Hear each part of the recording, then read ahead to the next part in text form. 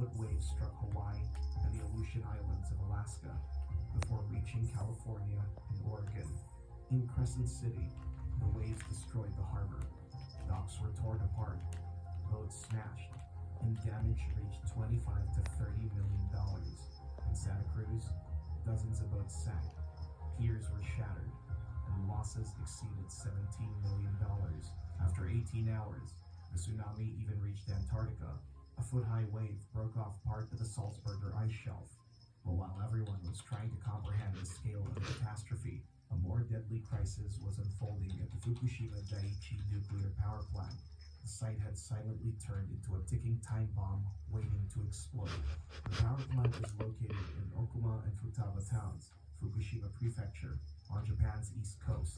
When the earthquake struck at 2:46 p.m., the plant lost its main power supply when transmission lines went down, so the reactor switched to emergency diesel generators to keep the cooling systems running and prevent overheating.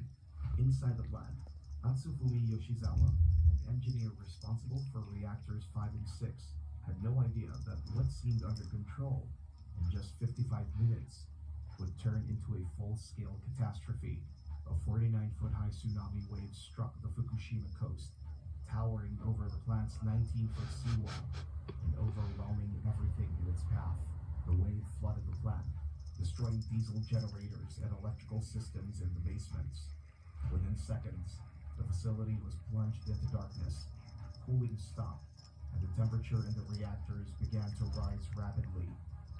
The emergency signals coming to Yoshizawa were getting worse and worse. At that moment, he realized that the situation was getting out of control, and the station was on the verge of disaster.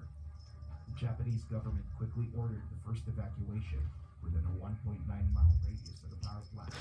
Residents in the 2 to 6 mile zone were told to stay indoors, but as radiation levels spiked, the evacuation zone was expanded to a 6-mile radius. 7:30 p.m. Despite desperate attempts by engineers to reduce the pressure, the reactor continued to heat up rapidly. By morning, the temperature had reached critical levels, and internal components of the reactor began to melt, bringing disaster closer. 12th of March 2011, 3:36 p.m.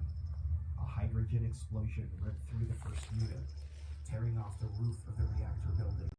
It was now clear that the Fukushima nuclear power plant was out of control, and the government quickly expanded the evacuation zone to 12 miles. But the nightmare continued for 2 days. Specialists fought desperately